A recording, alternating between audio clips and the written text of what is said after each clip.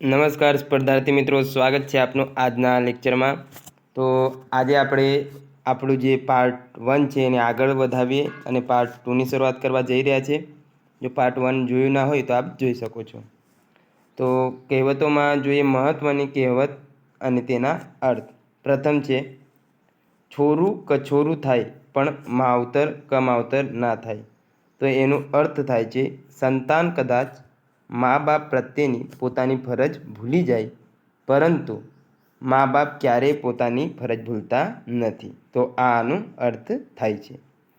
પારકી આશા સદા નિરાશા, એટલે પારકા ઉપર આધાર રાખનારને અંતે સહન જ કરવું પડે છે, અથવા કોઈ કામ અન્ય વ્યક્તિ કરી આપશે એવી આશા મોટે ભાગે નિરાશા જ પ્રગટાવે છે। પારકી આશા સદા નિરાશ, આ કહેવતનો અર્થ આવું કંઈ થાય છે।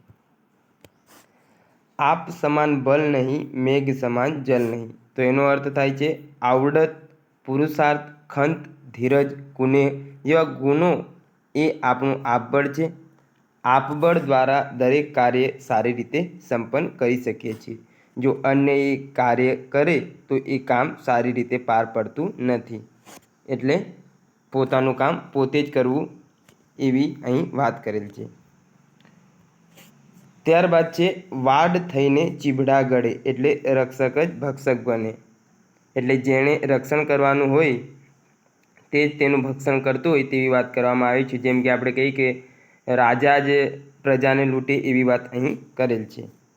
મોરના ઈંડાને ચિતરવા ન પડે, એટલે હોશિયાર માતા પિતાના સંતાનોમાં કંઈ કહેવાપણું ન હોય, એમના ગુણો એમની જાતે જ બાળકોમાં આવી જતા હોય છે એવી વાત કરેલ છે। ઉતાવળે આંબા ન પાકે, એટલે ઉતાવળથી સારું કામ થાય નહીં, એટલે ધીરજ રાખવી એવી વાત અહીં કરેલ છે। સંપ ત્યાં જંપ, એટલે સંપ રાખવાથી સુખ શાંતિ મળે છે। ત્યારબાદ આગળ જોઈએ તો અધૂરો ઘડો છલકાય ઘણો, તો જેનામાં ઓછી આવડત હોય તે વધારે દેખાવ કરે। રીત ખાલી ચણો વાગે ઘણો, એની સમાનાર્થી કહેવત આપણે કહી શકીએ। કૂવામાં હોય તો હવાડામાં આવે, મૂળમાં શક્તિ હોય તો બહાર દેખાયા વગર રહે નહીં એવી વાત કરેલ છે। એટલે કે જો મા બાપમાં ગુણો હોય તો બાળકોમાં આપોઆપ આવી જતા હોય છે એવી વાત કરેલ છે। સાપને ઘેર પરોણો સાપ, એટલે સમાન ગુણ સ્વભાવ હોય તો એકબીજા સાથેના વ્યવહારમાં અનુકૂળતા રહે છે એવી વાત અહીં કરેલ છે। ઝાઝા હાથ રળિયામણા, એટલે સંપની અહીં વાત કરેલ છે કે ઘણા માણસો સાથે મળીને કામ કરે તો એ કામ ઝડપી અને સારું થતું હોય છે। એક સાંધે ત્યાં 13 તૂટે, એટલે એક કાર્ય આપણે કરવા જઈએ ને બીજા 10 કામ બગડે એવી વાત અહીં કરેલ છે। ત્યારબાદ આગળ જોઈએ, પારકી માં જ કાન વિંધે, તેનો અર્થ થાય છે કે લોહીનો સંબંધ ન હોય તેવી વ્યક્તિ જ કઠિન છતાં ઉત્તમ કેળવણી આપી શકે છે। ગરજવાનને અક્કલ ન હોય, એટલે સ્વાર્થી માણસ પોતાનો સ્વાર્થ સાધવા સારા નરસાનો વિચાર ન કરે, એ પોતાનો સ્વાર્થ સાધવા માટે ગમે તેવા પ્રયત્નો કરતો હોય છે એવી વાત કરેલ છે। નાચવું નહીં ને આંગણું વાંકવું, એટલે કામ ન આવડતું હોય કે કામમાંથી છટકવું હોય ત્યારે બહાના કાઢવામાં આવે તો એને આપણે કહીએ છીએ નાચવું નહીં ને આંગણું વાંકવું। એટલે કે પોતે નાચવું ના હોય ને આંગણો વાંકો છે એવી વાત કર્યા કરે, એટલે કામ કરવું ન હોય અને બહાના કર્યા કરે। ખાલી ચણો વાગે ઘણો, તો જેનામાં ઓછી આવડત હોય તે વધુ બતાવવાનો દેખાવ અથવા ડોળ કરે છે, જેની સમાનાર્થી કહેવત જોઈ ગયા કે ખાલી ઘડો વધુ છલકાય, એ આપણે જોઈ ગયા। સાપ ગયા ને લીસોટા રહ્યા, તો સમય ગયો પણ રૂઢિ રિવાજ એમ જ રહ્યા એવી વાત કરેલ છે। એનો અર્થ એવો કંઈક થાય છે। ઘર ફૂટે ઘર જાય, ઘરની વ્યક્તિઓમાં કુસમ થાય તો ઘરના બધાને નુકસાન પહોંચે છે એવું એનો અર્થ થાય છે। ગજા વગરનું ગધેડું ને વિરમ ગામનું ભાડું, તો તાકાત બહારનું કોઈ કામ કરવું। તો આ મહત્ત્વની કહેવત છે। જે મહત્ત્વની કહેવતોને આપણને યાદ ના રહે એવી કહેવતો છે તેની આગળ આ ચિહ્ન કરેલ છે, તો આપ એ જોઈ શકો છો। ત્યારબાદ ધર્મ કરતાં ધાડ પડી, એટલે સારું કરવા જતાં નુકસાન થયું।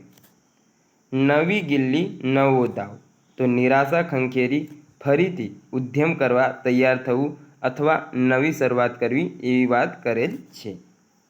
વાવે તેવું લણે, તો માણસ જેવું વાવે છે તેવું ફળ પ્રાપ્ત કરે છે. જેમ કે આંબો વાવીએ ને આપણે કહીએ ને બાવળ વાવીએ ને કેરીની આશા રાખીએ એવી વાત છે કે વાવે તેવું લણે, આપણે જેવા કર્મો કરીએ છીએ એવું જ આપણને ફળ મળતો હોય છે. ઠગ વિદ્યા ઠાઠે નહીં, એટલે ઠગની વિદ્યા ટકે નહીં કે સફળ ન થાય, અંતે તે પકડાઈ જતો હોય છે. કરે તેવું પામે, તો માણસ જેવું કામ કરે છે તેવું ફળ મેળવે છે, જે આપણે આગળ વાત કરી ગયા. ખાડો ખોદે તે પડે, તો ખોટા કામો કરનારને તેનું ખોટું ફળ બદલા રૂપે મળે છે એવી વાત અહીં કરેલ છે. પાણીમાં રહેવું ને મગર સાથે વેર રાખવું, એટલે જેના હાથ નીચે રહેતા હોઈએ તેની સાથે વેર બાંધવું ઠીક નહીં. પાણીમાં રહેતા હોઈએ ને મગર સાથે વેર કરીએ તો અઘરું પડે એવી વાત અહીંયા છે. એટલે કે જેની સત્તા હેઠળ રહીએ તેના જોડે વેર ન રાખવું જોઈએ. ત્યારબાદ આગળ જોઈએ, ચમડી તૂટે પણ દમડી ના છૂટે. અત્યંત લોભી હોય તેવી વ્યક્તિ પોતાને ગમે તેટલું નુકસાન થાય તો પણ પૈસા ખર્ચવા તૈયાર થતી નથી. તો આપણે અંતે કહી જઈએ કે ચમડી તૂટે પણ દમડી ના છૂટે, એટલે કે પેલું આપણે કહીએ ચિંગુસ રહેતા હોય તેની વાત કરેલ છે. વખાણાયેલી ખીચડી દાંતે વળગે, તો ઘણીવાર વખાણીએ તે જ વસ્તુ કે વ્યક્તિ ખરાબ નીવડે છે, તો આપણે કહી શકીએ કે વખાણાયેલી ખીચડી દાંતે વળગી. માં તે માં બીજા વગડાના વા, તો માની સરખામણી અન્ય કોઈ સાથે ન કરી શકાય. બોલે તેના બોર વેચાય, તો કહ્યા વિના કોઈ કામ થાય નહીં એવી વાત કરેલ છે. મામાનું ઘર કેટલે તો દીવો બળે, એટલે વખત આવે ખરેખર શું છે તેની ખબર પડી જવી. તો આપણે એમાં કહેવત વાપરી શકીએ કે મામાનું ઘર કેટલે તો દીવો બળે એટલે. દશેરાએ ઘોડું ન દોડવું, તો ખરે સમયે ઉપયોગમાં ન લાગવું. આપણે કહીએ ને કે ખરે જ મારું કામ નહીં થયું, છેલ્લી સમયે જ ન થયું, એટલે કે આપણે કહી શકીએ એમાં કે દશેરાના દાડે જ ઘોડો દોડ્યો નહીં. ખાયા સો ખાયા, ખીલાયા સો પાયા, તો ખાધું તે ખાધું, ખવડાવ્યું તે પામ્યા, પ્રાપ્ત કર્યું. જાત ઉપયોગ ન કરતા બીજાને ખવડાવીને રાજી થવા માટેનું બહુ સરળ પ્રયોગ છે કે ખાયા સો ખાયા, ખીલાયા સો પાયા. પાકે ઘડે કાંઠા ન ચડે, તો જે કામ કરવાનું હોય એ યોગ્ય સમયે ન કરતા સમય વીતી ગયા પછી કરવામાં આવે તો એ પ્રયત્ન વ્યર્થ નીવડે છે. એટલે પાણી ગયા પછી પાળ બાંધે એવી કંઈક વાત આમાં કરવામાં આવેલ છે. જનસેવામાં જ પ્રભુ સેવા, એટલે કે માનવીની સેવા એ જ સાચી પ્રભુ ભક્તિ હોય છે, તો આપણે એમાં ધ્યાન આપવું જોઈએ. દર્દ કરતાં દવા વધુ અનિષ્ટ, એટલે કે રોગ કે પીડા કરતાં તેનું ઔષધિ કે તેનો ઉપચાર વધારે કષ્ટદાયક હોતું હોય છે. હૈયે તેવું હોઠે, એટલે મનમાં હોય તે બહાર આવવું એ એનો અર્થ થાય છે. અન્ન અને દાંતને વેર, એટલે ખાવાના સાસા હોવા, દુઃખમય હોવું અથવા ભૂખમરી જેવી પરિસ્થિતિ હોવી. અન્ન અને દાંતને વેર. તરસ લાગે ત્યારે કૂવો ખોદવા બેસાય છે એવી વાત કરેલ છે. તો સંકટ આવી પડે ત્યારે ઉપાય શોધવાથી શું વળે, એટલે કે જે પણ કંઈ પરિસ્થિતિ સર્જાવાની હોય એની પહેલાંથી જ આપણે તૈયારી રાખવી જોઈએ. ભસતા કૂતરા કરડે નહીં, તો જે કૂતરા ભસતા હોય તે કરડતા નથી. ગાજ્યા મેં વરસે નહીં, એવી પણ આપણે વાત કરતા હોઈએ સમાનાર્થી કહેવતમાં. પિયરમાં પેઠેલી છોકરી ને ડુંગરે ચઢેલો ભીલ, કદીએ કોઈનું ન માને, એટલે એનો અર્થ થાય છે પોતાના માતા પિતાને ત્યાં ગયેલી છોકરી સર્વ રીતે સ્વતંત્ર વાતાવરણમાં વસે છે, કોઈની અયોગ્ય વાત સાંખી શકતી નથી, એટલે કે સાંભળી શકતી નથી. એવી જ રીતે ભીલને માટે જે ડુંગર હોય છે એ રખડપટ્ટી કરવી રમત વાત હોય છે. તે ડુંગર પર ચઢે તો સંપૂર્ણ રીતે આઝાદ હોતો હોય છે. તો કહી શકાય કે પિયરમાં પેટેલી છોકરી ને ડુંગરે ચઢેલો ભીલ કદી કોઈનું ન માને, કારણ કે ત્યાં તેઓ સ્વતંત્ર રીતે ફરતા હોય છે. આપ ફાટ્યા પછી થીંગડા ક્યાં દે? તો ચારે તરફથી આફતો આવી હોય ત્યારે તેને નિવારવાના ઉપાયો વ્યર્થ જ જતા હોય છે. ડુંગરા રૂઠ્યા ત્યાં શરણું કોને શોધવું? તો ડુંગરા રૂઠે ઉજ્જડ થઈ જાય તો કોઈ પણ પ્રાણી, પશુ, પક્ષી, માનવો બધાને હાનિ પહોંચે છે અને સૌ નિરાધાર થઈ જતા હોય છે. ભાવતું હતું ને વૈધે ખયું, મનમાં ઈચ્છા હોય તેવું મળી જાય. એટલે કે જે ભાવતું હતું ને વૈધે કહ્યું તો મજા પડી ગઈ એવી વાત થાય છે. કે એ બીજી સમાનાર્થીમાં આપણે કહી શકીએ કે રડતી હતી ને પિયર્યા મળ્યા. એટલે કે રડતી હતી ને ત્યાં જ એમના પિયરના મળી ગયા એટલે એને તો સોના પર સુહાગા જેવું થઈ ગયું. સો આંધળામાં કાણો રાજા, તો સાવ ન હોય તેના કરતાં થોડું હોય તે પણ સારું. અત્તરમાં છાંટણા હોય એના ફુવારા ન હોય. એટલે જે તે ચીજ જરૂર જેટલી જ વાપરવી, એનો આમ કહીએ ને અતિરેક ઉપયોગ ન કરવો. જેવી રીતે અત્તર હોય તો એનો છાંટા જ આપણે મારી શકીએ, એ પછી એના ફુવારા ના ઉડાવાય. વાડ કાનને આવ્ય શાન, એટલે અનુભવે બધું સમજાઈ જતું હોય છે. કપાળમાં ઉગે વાળ તો ભાલમાં ઉગે ઝાડ, સાવ ઉજ્જડ જ્યાં ઝાડ પાન જોવા ન મળે એવી વાત કરે છે. કે કપાળ એટલે આપણે જે આ માથા આપણે આંખોની ઉપર ને વાળની નીચે જે કપાળ હોય છે ત્યાં જો વાળ ઊંઘે તો ભાલમાં ઉગે ઝાડ, એટલે એવી ખતરનાક પરિસ્થિતિ સર્જાયેલી હોય છે. આપણે વેચ નમીએ તો કોઈ હાથ નમે, થોડું માન આપીએ તો સામેથી વધુ માન મળે. કહેવાય છે ને કે નમતાથી સૌ કોઈ રીઝે, નમતાને બહુમાન, સાગરની નદીઓ ભળે છોડી ઊંચા સ્થાન. તો એવી જ કંઈ આ કહેવતમાં વાત કરેલ છે. ઉજ્જડ ગામમાં એરંડો પ્રધાન, બહુ સારી વસ્તુ ન મળે ત્યાં ઓછી ખરાબ સારી ગણાય. જે આપણે આગળ જોઈ ગયા કે રાજાવાળી જે વાત હતી કે શું હતી, થોડુંક જોઈ લઈએ તો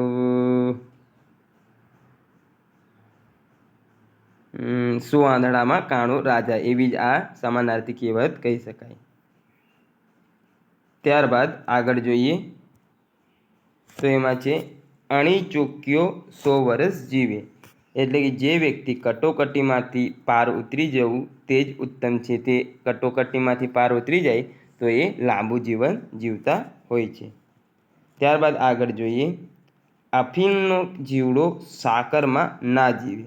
એટલે જે વ્યક્તિ ખરાબ વાતાવરણમાં રહેવા ટેવાયેલા ને સારું વાતાવરણ ન ગમે, એટલે જે અફીણનો જીવડો હોય તે સાકરમાં ન જીવી શકે, તેને એવું ખરાબ જ જોઈએ એવી વાત કરેલ છે.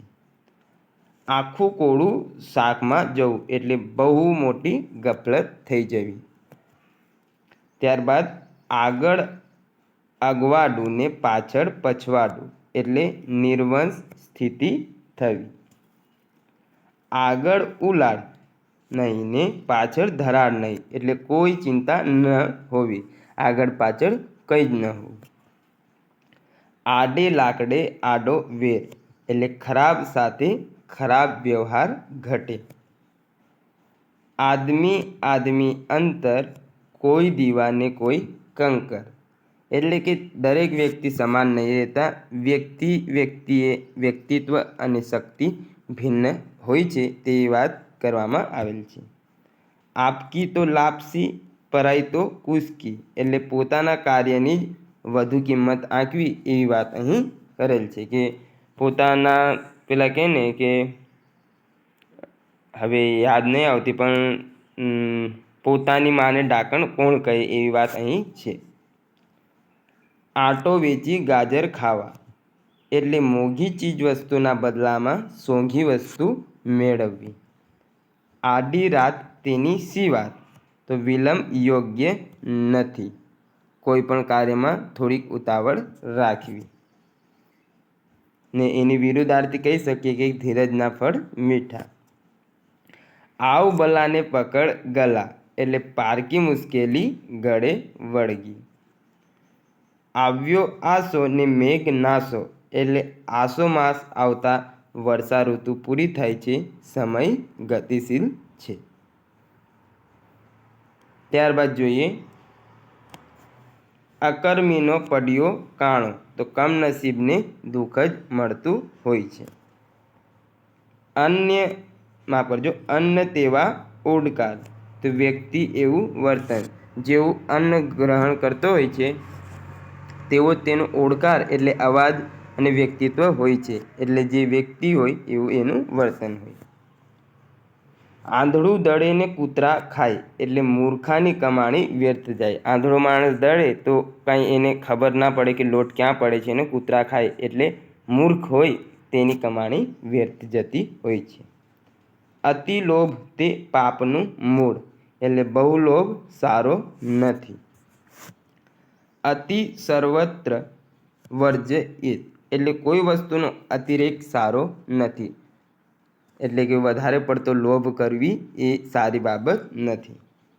અભિબોલા અભિફોક, એટલે વચનભંગ કરવો, હાલ જ બોલીને હાલ જ પલટાઈ જવું, એવી વાત અહીં કરે છે. અલ્લાહ દેતા હે તો છપ્પર ફાડ કે દેતા હે, એટલે ઈશ્વરને આપવાની મરજી હોય તો ગમે તે રીતે આપે છે, પછી એમાં કંઈ જોવાનું ન હોય. તો આપણે આપણું કાર્ય કરતા રહેવું જોઈએ. હાથીના પગલામાં બધાના પગલાં સમાય, તો મુખ્ય વાત કે વ્યક્તિમાં અન્ય બધી જ ગુણ વાત કે વ્યક્તિઓનો સમાવેશ થઈ જતો હોય છે. એટલે હાથીનો પગ હોય એ એટલો મોટો હોય કે તેમાં બધા પ્રાણીઓના નાના નાના પગ સમાઈ જતા હોય છે. આપણી તે રૂઢી ને બીજાની તે બાપડી, એટલે જાતે વખાણ કરવા, એટલે પોતાની વસ્તુની રૂઢી બતાવી ને બીજાની હોય તેને બાપડી એટલે કે દયા ઉપજાવી એવી બતાવી કે એના પર દયા કરો, એમ કે પોતાની બાબત પોતાને ગમે એમ. આપ ભલા તો જગ ભલા, એટલે આપણે સારા તો દુનિયા સારી હોય. જેવી દ્રષ્ટિ તેવી સૃષ્ટિ, એ એની સમાનાર્થી કહેવત કહી શકીએ. આપણા હાથ જગન્નાથ, તો જાત બળ સિવાય કોઈ કામ થાય નહીં. સંપ ત્યાં એ તો ના શકે, એ તો સંપની વાત કરે છે. આપ મુવા સ્વર્ગે ન જવાય, એવી કંઈ કહેવત આવે છે, તે લગભગ સમાનાર્થી છે. આપ્યું વાણિયાએ ને ખાધું પ્રાણિયાએ, એટલે પરિણામનો વિચાર ન કરવો, એવી વાત અહીં થાય છે. આંખનું કાજળ ગાલે ઘસવું, એટલે મૂર્ખાઈ રજૂ કરવી. આંખનું કાજળ ગાલે ઘસીએ તો પોતે જ કાળા દેખાઈએ, તો ત્યાં આપણે કહી શકીએ કે મૂર્ખાઈનું પ્રદર્શન કર્યું. આંગળીથી નખ વેગળાય, એટલે પારકા તે પારકા જ રહે. આંગળી હોય ને નખ હોય એમને કંઈ તાલમેલ રહેતું નહીં, કારણ કે આંગળીને આપણે કંઈ વાગે દુખે, પણ નખ આગળની તરફથી કાપીએ તો કંઈ દુખતા નથી. એટલે આંગળીથી નખ જે અલગ જ રહેતા હોય છે, એટલે પારકા વ્યક્તિ હંમેશા પારકા જ રહે. આંગળી આપે તો પોંચો ન પકડાય, કોઈ મદદ કરે તો તેનો દુરુપયોગ કરવો ન જોઈએ. આંધળામાં કાણો રાજા, મૂર્ખ માણસોમાં સામાન્ય માણસ પણ વિદ્વાન લાગે. પેલું કહીએ ને કે હવે યાદ નહીં આવતો, ચાલો પછીથી કહીશ. ઈન મીન ને 3.5, એટલે ખૂબ જ થોડા માણસો હોવા. આ થોડીક મહત્ત્વની કહેવત છે, એટલે આનો કંઈક આમ તાલમેલ નહીં બેતો એવું છે, તો થોડીક યાદ રાખી લેવી. ઉપર આપ અને નીચે ધરતી, તો નિરાધાર, કોઈ આધાર નહીં, એવી વાત કરેલ છે. ઉપર એટલું આબ ને નીચે ધરતી, એટલું જ એનું જીવન અથવા એટલી જ એની જોડે સંપત્તિ છે, એની જોડે કંઈ આધાર નહીં, એવી વાત કરેલ છે. ઉલમાંથી ચૂલમાં પડ્યા, એટલે નાની મુશ્કેલીઓમાંથી મોટી મુશ્કેલીમાં પડવું. ઉતાવળા સો બાવરા, એટલે ઉતાવળથી કામ બગડતું હોય છે. ઉતાવળે આંબા ન પાકે, તો ધીરજનું કામ સારું થાય છે, એવી વાત કરેલ છે. ઊના પાણીએ ઘર ન બને, એટલે વિવેકથી કઠણ કામ લઈએ તો જ લાભ થાય. ગમે તે કામમાં નમ્રતા વિવેક રાખવું અનિવાર્ય રહેતું હોય છે. ઉતર્યો અમલદાર કોડીનો, એટલે કે સત્તા ગયા પછી માણસની કિંમત રહેતી નથી. તો એમાં કહી શકીએ કે ઉતર્યો અમલદાર ઓઢીને. ઉજળું અથવા ધોળું એટલું દૂધ નહીં. તો બાહ્ય ભપકો સારો ન પણ હોય. જે દેખાતું હોય ઉજળું એટલું દૂધ નહીં, તો ચૂનાનું પાણી ઉજળું દેખાતું હોય છે. એટલે એ આમ જોઈને ના કહી શકાય કે આ વ્યક્તિ કેવો છે, અથવા બાહ્ય ભપકાથી એનો અંદાજ ન લગાવી શકાય. ઊંટે કર્યા ઢેકા તો માણસે કર્યા કાઠડા. મુશ્કેલી આવે તેનો ઉપાય નીકળે. ઊંટ મૂકે આંકડો ને બકરી મૂકે કાંકરો. બધી વસ્તુ ન ખાય. કારણ કે દરેકની જે મર્યાદાઓ હોતી હોય છે એવી વાત કરેલ છે. ઊંટના 18 વાંકા, એટલે નબળા માણસોમાં મર્યાદાઓ ઘણી રહેતી હોય છે. ઉજ્જડ ગામમાં વાગે ઢોલ, તો નિર્જન ગામમાં જાહેરાત કરવાનો કોઈ અર્થ રહેતો હોતો નથી. ઓળખાણ સોનાની ખાણ, તો પરિચય કામ આવે. એની વિરુદ્ધાર્થી તો ઓળખીતો સિપાઈ એડમાં પૂરે, એ એની વિરુદ્ધાર્થી કહેવત છે. એક ઘાને 2 કટકા, એટલે સ્પષ્ટ વાત કરી દેવી. એક ઘા અને 2 કટકા કરી દેવા, એવી રીતે કહેલ છે. આપવો દોકડો ને લેવો બોકડો. ઓછી કિંમત આપીને મોટી વસ્તુ ખરીદવાનો પ્રયાસ કરવો. એકના અનેક દુઃખ ટાળે, એક નન્નો 100 દુઃખ હણે. એટલે ઘસીને ના પાડવાથી અનેક મુશ્કેલીઓ ટળી જાય છે. એક મરણિયો સૌને ભારે પડે, એટલે મરવાની તૈયારી હોય તો જ સફળ થવાતું હોય છે. ઓછું પાત્રને અદકું ભણ્યો, આ મહત્ત્વની કહેવત છે. જ્ઞાન ઓછું હોય પણ ડોળ વધારે કરે. તો ખાલી ચણો વાગે ગણો, અથવા ખાલી ઘડો વધારે છલકાય, એવી વાત જ કંઈક અહીં છે. ક્યાં રાજા ભોજ અને ક્યાં ગંગુ તેલી, એટલે આસમાન જમીનનો ફરક હોવો.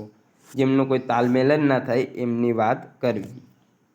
કુંભાર કરતાં ગધેડા ઢાયા, એટલે શેઠ કરતાં ગુલામ ચડિયાતા હોય, એવી વાત અહીં કરેલ છે. હોય નહીં પણ આ એ કહેવત ત્યાં આપણે મૂકી શકીએ, આવું કંઈક થાય તો. કજિયાનું મૂળ હાંસી, એટલે કોઈની મસ્કરી કજિયો થાય. મસ્કરીથી જ કોઈની કરીએ તો જ પછી ઝઘડો થતો હોય છે, ત્યાંથી જ ઝઘડાનું મૂળ રહેલું હોય છે. કજિયાનું મોં કાળું, તો ઝઘડાનું પરિણામ ખરાબ જ આવે છે. કડવું ઓસડ માજ પાય, એટલે હિતની વાત હિતેચ્છુ જ કરતા હોય છે. બાકી બીજાના માટે તો તમે એકમાત્ર વ્યક્તિ છો. ત્યારબાદ આગળ જોઈ લઈએ. તો અહીંયા આપણી 100 જેટલી કહેવતો પૂરી થાય છે. તો વિડીયો અહીંયા સુધી રાખીએ. આવતીકાલે અથવા આગળના એપિસોડમાં આપણે પાર્ટ 2માં આગળની 100ની કહેવતો, એવી રીતે ટોટલ 650 જેવી કહેવતો છે જેનો આપણે અભ્યાસ કરવાના છીએ. તો મળીએ નવા લેક્ચરમાં. ત્યાં સુધી જોડાયેલા રહો, તૈયારી કરતા રહો અને રિવિઝન કરતા રહો.